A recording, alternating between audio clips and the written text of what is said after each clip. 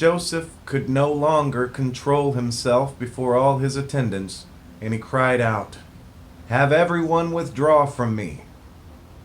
So there was no one else about when Joseph made himself known to his brothers.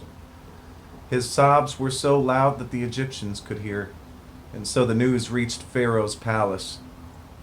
Joseph said to his brothers, "I am Joseph. Is my father still well?" But his brothers could not answer him, so dumbfounded were they on account of him. Then Joseph said to his brothers, "Come forward to me." And they came forward. He said, "I am your brother Joseph, he whom you sold into Egypt. Now don't be distressed or reproach yourselves because you sold me hither. It was to save life that God sent me ahead of you. It's now 2 years that there have been famine in the land, and there are still 5 years to come in which there shall be no yield from tilling. God has sent me ahead of you to ensure your survival on earth and to save your lives in an extraordinary deliverance. So it was not you who sent me here, but God.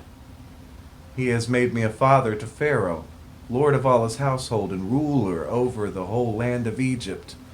Now hurry back to my father and say to him, 'Thus says your son Joseph, God has made me lord of all Egypt. Come down to me without delay. You will dwell in the region of Goshen, where you will be near me, you and your children and your grandchildren, your flocks and your herds, all that is yours. There I will provide for you, for there are 5 years of famine to come, that you and your household and all that is yours may not suffer want. You can see for yourselves, and my brother Benjamin for himself, that it is indeed I who am speaking to you.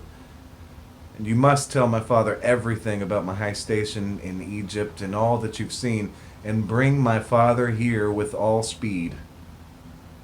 With that he embraced his brother Benjamin around the neck and wept, and Benjamin wept on his neck. He kissed all his brothers and wept upon them. Only then were his brothers able to talk to him. The news reached Pharaoh's palace. "Joseph's brothers have come." Pharaoh and his courtiers were pleased, and Pharaoh said to Joseph, "Say to your brothers, do as follows. Load up your beasts and go at once to the land of Canaan. Take your father and your households and come to me. I will give you the best of the land of Egypt, and you shall live off the fat of the land." And you are bidden to add, "Do as follows. Take from the land of Egypt wagons for your children and your wives, and bring your father here. And never mind your belongings, for the best of all the land of Egypt shall be yours." The sons of Israel did so. Joseph gave them wagons as Pharaoh had commanded, and he supplied them with provisions for the journey. To each of them, moreover, he gave a change of clothing, but to Benjamin he gave 300 pieces of silver and several changes of clothing. And to his father he sent the following: 10 he-asses laden with the best things of Egypt, 10 she-asses laden with grain, bread, and provisions for his father on the journey. As he sent his brothers off on their way, he told them, "Do not be quarrelsome on the way." They went up from Egypt and came to their father Jacob in the land of Canaan. And they told him, "Joseph is still alive.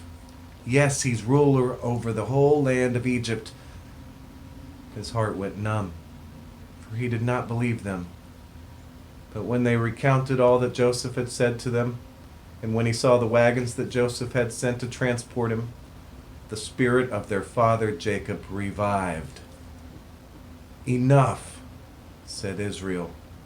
"My son Joseph is still alive. I must go and see him before I die."